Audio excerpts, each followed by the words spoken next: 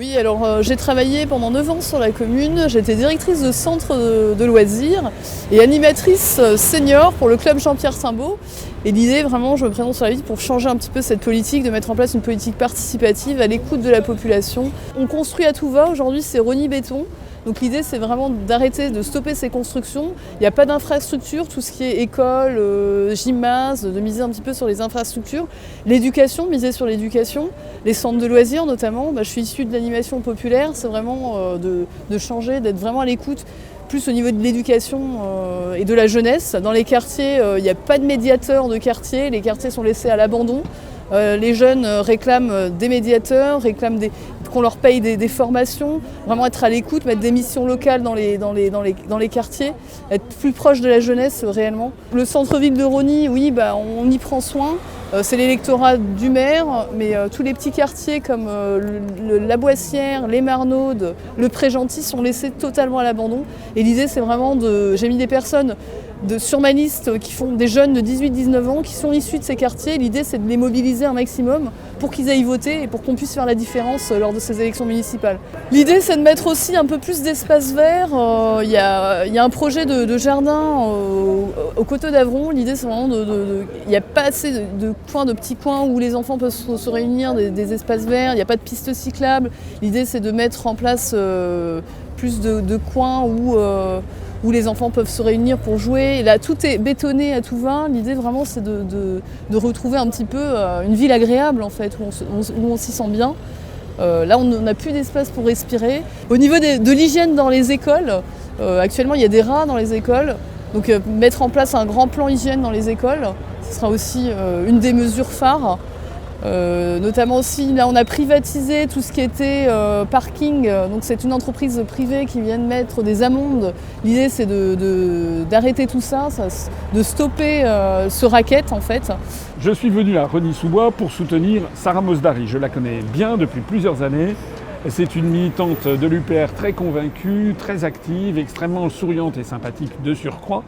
Elle habite à Rosny-sous-Bois depuis de nombreuses années. Elle a été directrice de centre de loisirs. Elle a fait beaucoup d'activités dans le domaine associatif, elle connaît aussi les enfants. Alors, je suis venu la soutenir, vous avez entendu son programme, il s'agit de lutter pour un certain nombre de choses, notamment le tout béton, ça construit partout dans Rosny, à tout va, et ce sont des logements, souvent c'est un petit peu comme le Valois, du temps de Patrick Balkany, c'est-à-dire qu'on construit, mais au même moment, on laisse complètement en déshérence les cités, les quartiers, les écoles qui sont dans un état de délabrement avancé. En matière d'environnement, il n'y a pas grand-chose qui a été fait, quasiment rien. Il n'y a quasiment pas de pistes cyclables. Et puis en revanche, on taxe les habitants de Rosny par une société privée qui, dès que vous garez votre voiture, vient vous imposer des tarifs prohibitifs. Donc elle a tout un programme là-dessus, elle vous en a parlé. Donc il y a aussi un enjeu national. Or ici, par exemple, c'est un exemple, mais à Rosny-sous-Bois, le maire sortant s'appelle Capillon. C'est un maire qui avait été élu sous l'étiquette Les Républicains et qui ensuite a rallié En Marche. Il est actuellement soutenu par Les Républicains, par l'UDI et par En Marche. Ce qui prouve ici, par exemple, à quel point, lorsque les Républicains prétendent faire de l'opposition à Macron, au niveau local, c'est un mensonge. Mais regardez où va le mensonge. D'abord, ici, un petit logo bleu avec des bleus et avec des petits triangles d'or, ça fait penser, vu de loin, à un drapeau européen. Pourquoi ces drapeaux? Pourquoi ça? Mais, donc ça c'est pour essayer de faire moderne et de mettre dans l'esprit des gens qu'on est pour l'Europe. Mais si vous regardez, il faudra regarder ça de très près, vous allez regarder en bas, même avec un microscope, vous ne verrez rien, aucun logo de parti politique. Il y a simplement ici URAM, c'est l'union de je sais pas quoi, pour l'union rhonéenne, je sais pas quoi. En réalité, à aucun moment, les gens ne savent qu'en votant pour Capillon, en fait, ils votent pour Macron. Et ça, on le retrouve partout en France.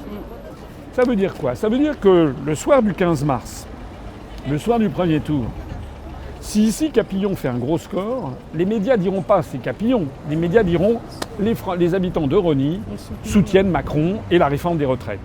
C'est une arnaque politique, ça c'est très important à comprendre. Nous en revanche, on affiche ici comme ailleurs UPR. Là, c'est un premier tract. Sur la profession de foi, il sera bien précisé que c'est soutenu par François Asselineau et l'Union populaire républicaine et que nous demandons un référendum sur le Frexit, sur la sortie de l'Union européenne. Nous jouons clair et net. Il n'y a pas avec nous d'embrouille. Et les Français qui vont se laisser prendre, à Rosny comme ailleurs, par le fait que ce seraient des élections purement locales, vont en fait se faire arnaquer. C'est pour ça qu'ici, je suis venu soutenir Sarah. D'ailleurs, il y a un bon accueil sur le terrain, je le note. Il y a un bon accueil sur le terrain. Il faut absolument se mobiliser. Je m'adresse ici aux habitants de Rosny qui nous voient. Si vous voulez d'abord un changement, vous savez qu'on applique, Sarah l'a dit, les recommandations de la loi de l'association Anticorps. Si vous voulez un vrai changement local, c'est Sarah.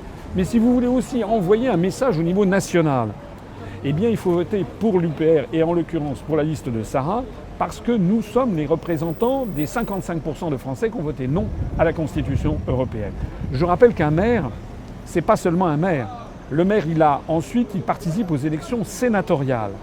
Or, les sénateurs, quand ils seront élus, eh bien, ils peuvent ou non lancer la procédure de destitution de Macron. Les sénateurs et les députés, ils peuvent participer ou non à la réforme de la Constitution. On l'a vu lorsqu'il y a eu des réformes de la Constitution qui ont été faites dans le dos des Français par la procédure dite du Congrès.